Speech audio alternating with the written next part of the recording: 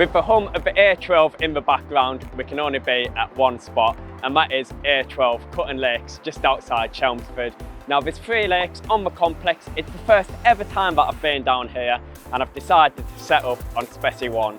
Now, to be honest, I was a little bit cheeky, got down last night before the cameras, and so far it's been going to plan. I was able to catch one this morning, a lovely £25 common, and I'm pretty confident to say that's not going to be the only one of the session. Now, over the next couple of days, the conditions are going to be variable. It's going to be quite warm, and I do know this lake can be quite prolific on the surface. So fingers crossed, I'm going to be able to put some of the new surface gear through its paces. But for now, I'm going to get a little bit of bait out there, introduce a few floaters, and see if we can get a few fish going.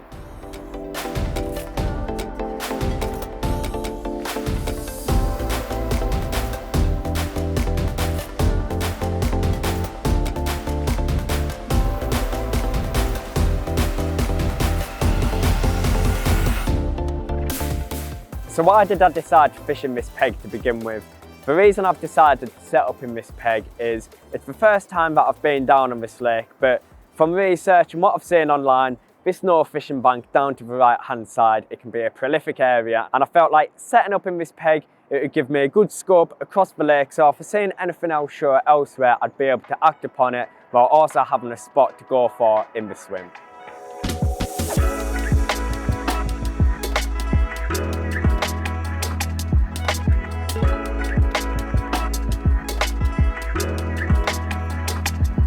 Well, there she is, the fish, which I thought was going to be probably about 10 pounds bigger than this one. I've got the rod back out there, and what I'm going to do now is wait for this wind to die down a little bit, get some floaters in, and hopefully we'll get them taken. I'm seeing a few fish up against the north fishing bank, and I'm confident if that sun comes out, we will be able to catch a few off the surface. But the first one of the day, and hopefully, I'm pretty confident to say it's not going to be the last.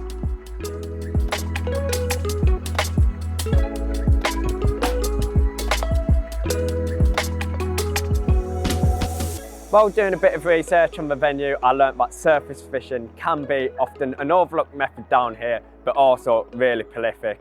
So I decided to bring a few floaters and the floater rotor rod with me, just in case if I get that opportunity on the surface. Now, typically the weather forecast, it was wrong. It was forecast to chuck it down all day, but as the day went on, the sun did try getting out a little bit, the temperatures were rising, and I noticed a few backs on the far side. Now, this was the perfect opportunity for me to put this theory to the test and see if I'd like a mixer. I picked up the rod, walked around there, started feeding a few mixers with the dot spot air. Yeah, it didn't take long to get the carp coming up and taking the mixers.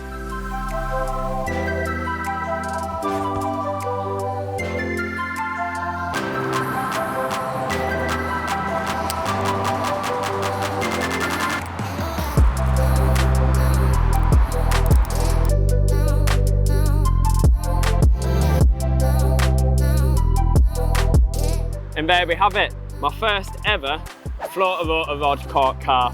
Right next to the A12, it is proper noisy, but them carp out there, they don't seem to mind the noise, and they're loving the mixes that I've put out there. Annoyingly though, after landing this one, the seagulls have moved in, so I think I'm going to move pegs, see if I can find a few more, and I'm sure they'll be up for a floater. What a lovely little mirror to start the afternoon, and hopefully the next one will be a little bit bigger.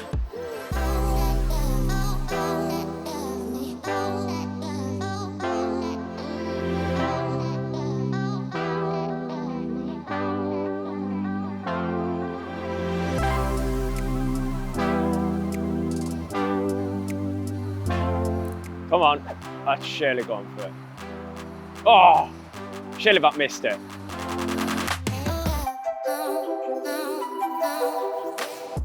When you're fishing on the deck, you're using a bit of a mix. You've got large food items such as 12 and 15 mil boilies, and then you've got the smaller food items such as hemp to keep them carp governing around in the area for a long period of time, increasing your chance of a bite. When you're surface fishing, you want to replicate just that. If I was to put slicker floaters out on the top, yes, the carp are going to come up and start taking, but if you introduce riser pellet, just like the hemp, it's going to keep them grubbing around there for a much longer period of time. And it also means there's a different variation in size of bait on the surface. So if you cast a hook bait which is slightly larger or smaller compared to the three offerings, it's not going to look suspicious.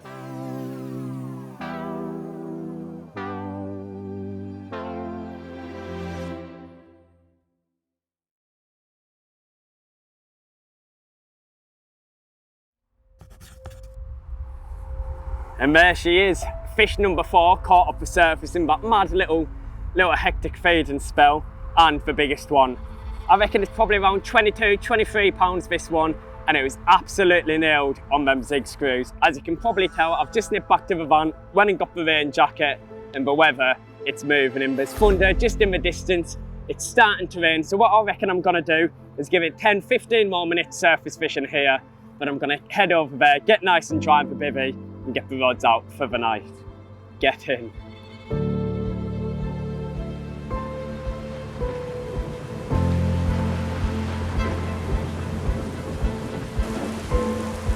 Whoa! That!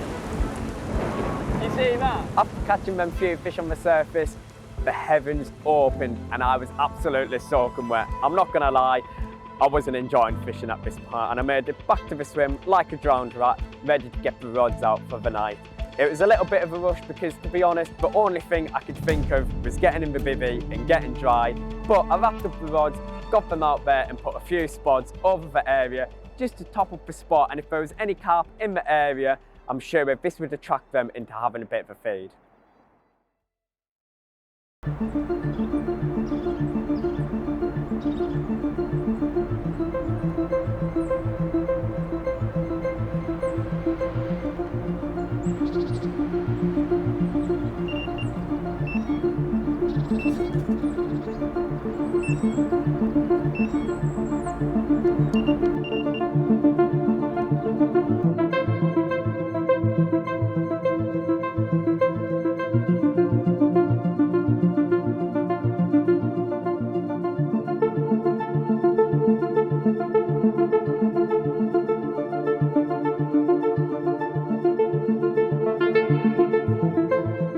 And there she is, a scaly one to start the morning. I was able to catch one last night around 1 o'clock, and then this one has just went off on first light. Anyway, touch wood, it looks like it's going to be a nice day. The sun's just starting to come up over the horizon. So what I think I'm going to do is put this fish back. There's quite a lot of fish showing in front of this swim, quite a lot of fizzing, a few showing near the spot. So I'm going to stick it out for a few hours, and then after yesterday's success on the surface, I can't ignore it, and I'm going to start getting them floaters back out there. What a perfect start to the day, and I'm sure it's not going to be the last one. The main thing that I've learned from this session so far is the carp in Specie 1, they certainly move around in big shoals. Yesterday, I got the rods out up against the North Fishing Bank, introduced a bit of bait over the top, and sure enough, shortly after, I was able to receive the first bite, and that filled me with confidence. But that was going to be the tactic for the day. I was just going to keep getting the rod out and getting more bites. But as the day progressed, nothing happened, and I was sort of scratching my head as to what was going on. But it was clear the fish had moved from that area and they'd moved elsewhere on the lake. I'd seen a couple of carp cruising on the road bank, went round there, and I found probably 90% of the stock on the surface. I introduced a few floaters, got them taken, and the results were certainly there to be had. So if you're coming down to Specie 1, just keep active, keep in mind that them fish will move around, although it is a small lake, and if you're not set up on them, you're not going to catch them. Well, as you can see, the sun is out, and I'm playing what could be a carp or it could be a bream, but I've spent the last couple of hours getting the surface gear ready. As we seen yesterday, the love mixer in here, and I've seen quite a few fish in a similar area as to yesterday. Oh, it's definitely a carp, it's pulling back. And yeah, I was literally just about to reel in the 2 rods that I've had out on the deck because I've seen nothing out there. And this rod is just let out a few bleeps, pulled up tight. And we've got a little leaving present before we go on our midday adventures surface fishing. So I'll get this one in, get it out on the mat, and get round there and get them floaters in.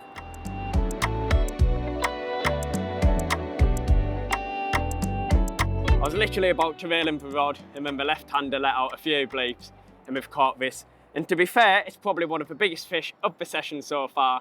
I'm going to give myself around 22, 23 pounds at a push, but nevertheless, it's another one to add to the tally. So I'll get this one put back, get on our toes, and have a fun afternoon surface fishing. And to be fair, I feel a lot more prepared compared to yesterday. I've got a fresh bucket of mixers ready, a fresh new rig. Let's get over there and try and catch a few. When I got round to the other side, my theory of the carp being held up somewhere else on the lake, it was certainly confirmed. In pegs 1 along that road bank, I found, I'm gonna say around 80% of the stock just milling underneath the surface, and this got me really excited. I haven't been this excited for surface fishing in a long time. I got the mixers out and they absolutely started troughing, and yeah, I knew what was going to happen and we were going to be in for an action-packed few hours.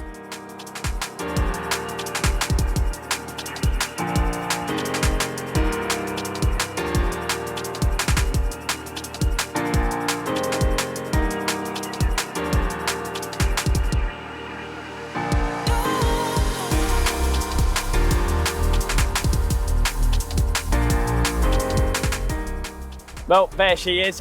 What I'm going to do is just put the fish back over the net cord. It is quite warm today, and to be fair, I think it's a little bit unfair keeping fish in the net for 5-10 minutes while I put more bait out and sort of build up a hit. So if I catch a big one, yes, I'll be getting it out, but for now, I just want to catch plenty of carp, and yeah, I feel like doing that way, it's safe for the fish, it allows me to get the rod out even quicker. So it's a win-win for both me and for the carp.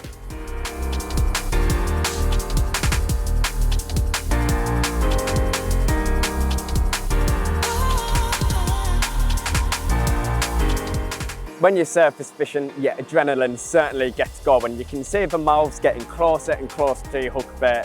And no matter how many times you do it, whether you've done it 100 times in the past or it's your first time surface fishing, you can't help it. Your heart starts racing and you start shaking. And there's nothing better than seeing your hook bait getting taken down by a carp, waiting a second and setting the hook. There's a big eruption on the surface, the rod hoops over. I just really don't think you can beat it.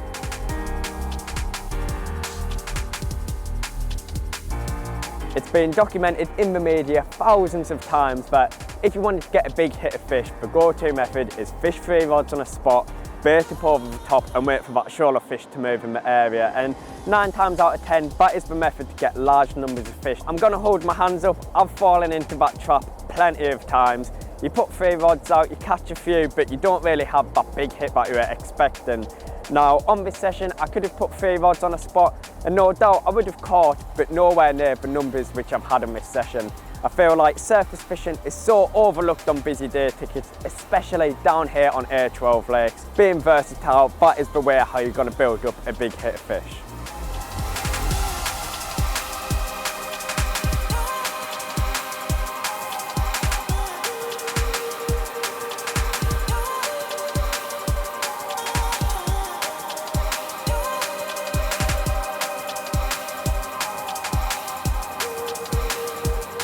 That's a bite, surely. There's about 10 of them around the float there. Oi. It was a bite.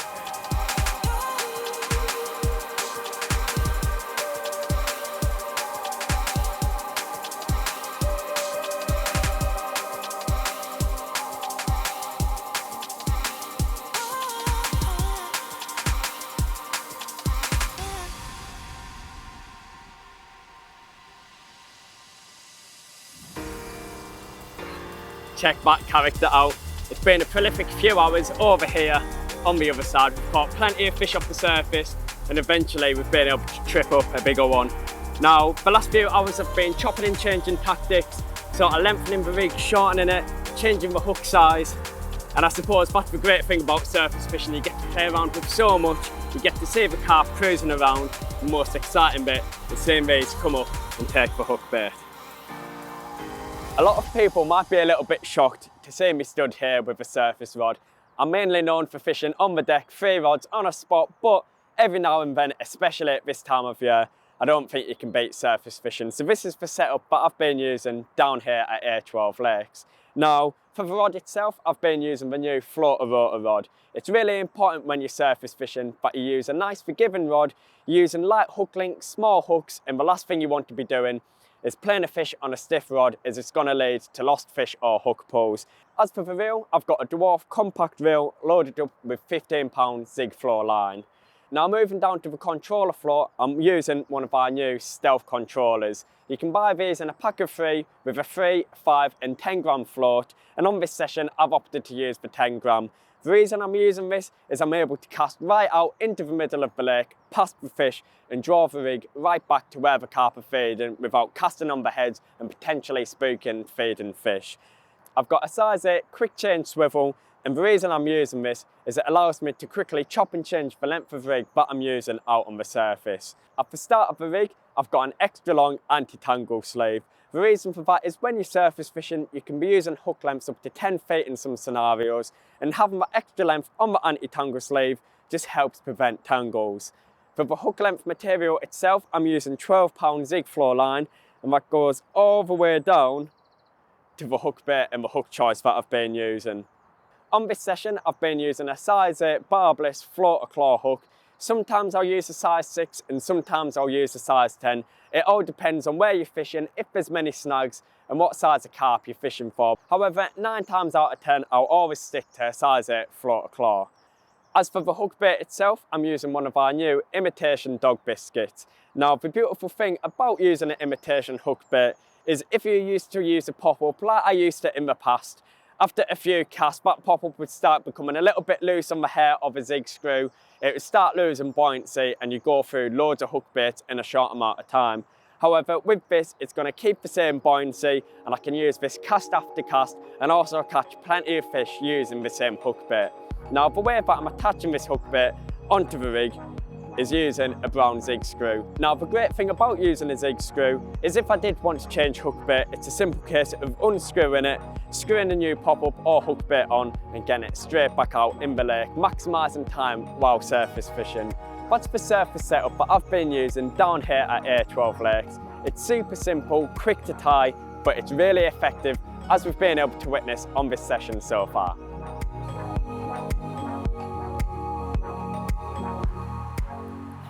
Surface fishing has got to be the #1 way to catch carp. It's so exciting watching them cruising around and taking your hook bait, and I've really enjoyed the last few hours over on this side. However, the rain has just started to move and the carp are still taken, but trust me, I learnt my lesson yesterday and I really don't want to end up as wet as I did. So I'm going to put this one back. This was one of the final fish that I caught today off the top. So I'll get back round there, get the rods out on the deck for the night, and who knows, the big uns might be down that end of the lake having a bit of a feed.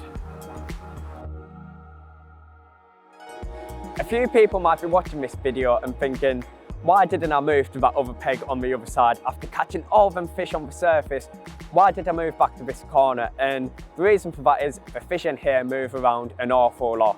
In the morning, when the sun's been coming up, it's been warming that part of the lake up the quickest, and that's why the fish have been turning up there in numbers on the surface. I've been going over there, sort of making hay while the sunshine, so to speak, but come the evening, the fish have been moving down this end of the lake. And the reason why I feel like this is, the water's a little bit deeper, it's quieter down this end of the lake.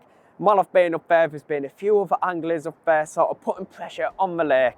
So I felt like setting up here and sort of bouncing between the two swims was where I was going to maximise the success of this trip.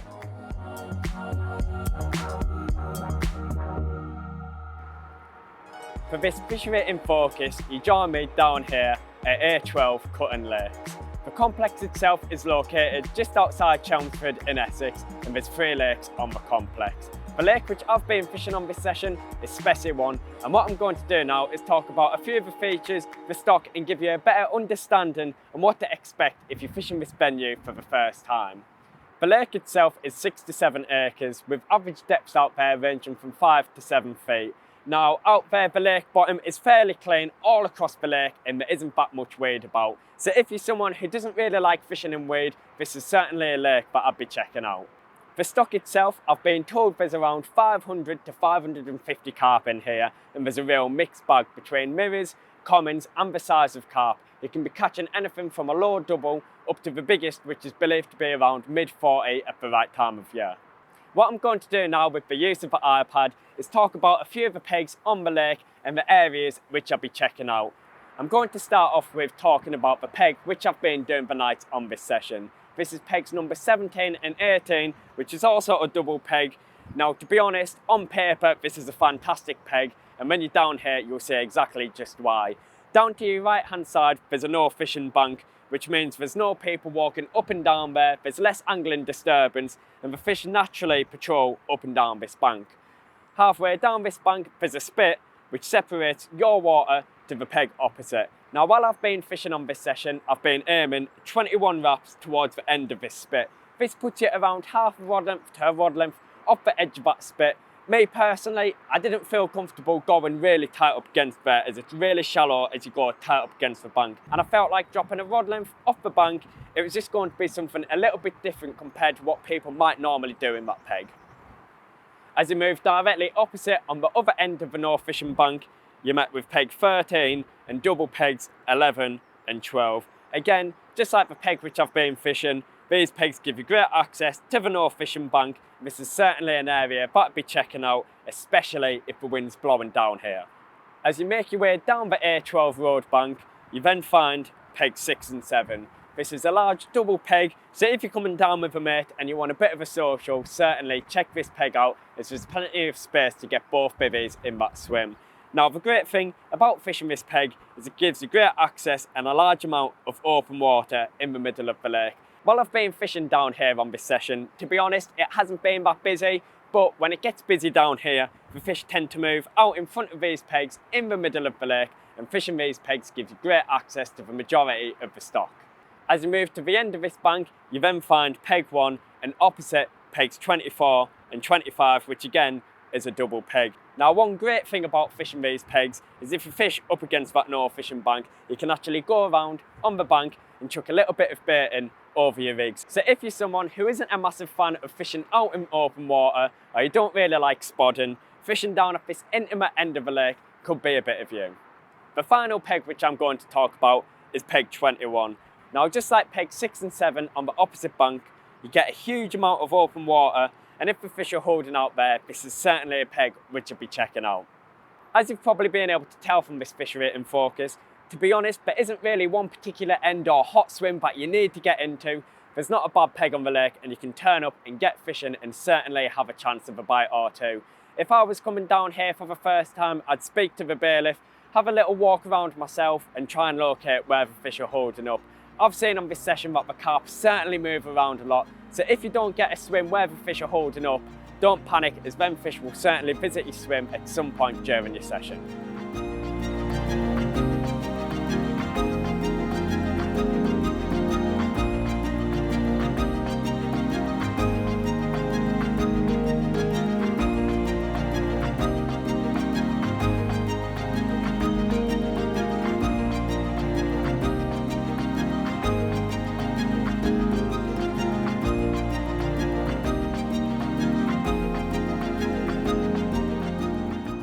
Well, that is the second rod out on the spot for the night. Now, what I've decided to do is I've put 2 rods out towards the spit where I've been fishing throughout the session. However, with the third rod, I'm going to put it out in open water. The main reason being is this morning I've seen quite a few fish there fizzing, and I feel like putting a rod there could be a chance of a first live bite. But to be honest, I'm really happy with how the sessions went, especially today. We went round on the other side, caught plenty of fish off the surface, but there's one thing missing, and that is I really want to catch one of the 30-pounders in here. There's plenty of them in here. How I haven't caught one so far, I don't know. I feel like I'm being a little bit unlucky, but with the trap set now, I'm going to sit back in the tight and have my fingers crossed that maybe one of them big uns is out there and we might be able to catch one before we have to pack up in the morning.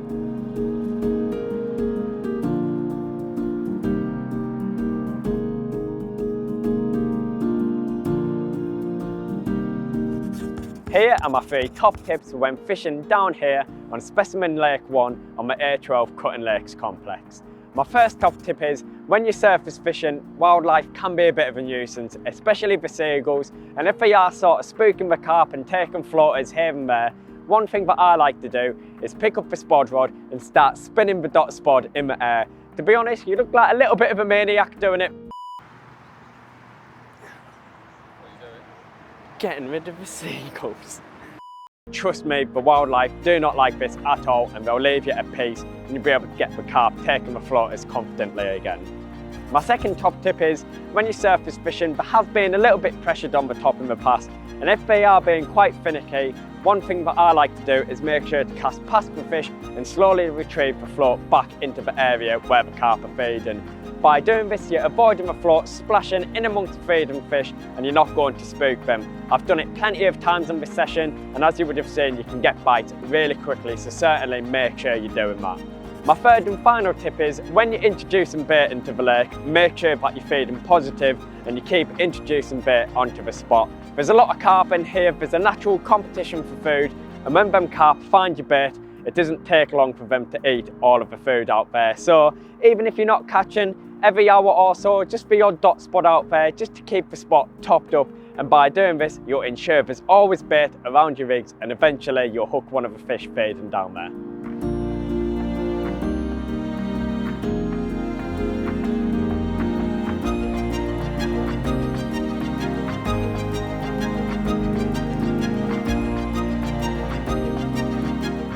And what about that? They always say leave the best one to last, and although not the biggest of the session, it's certainly the prettiest.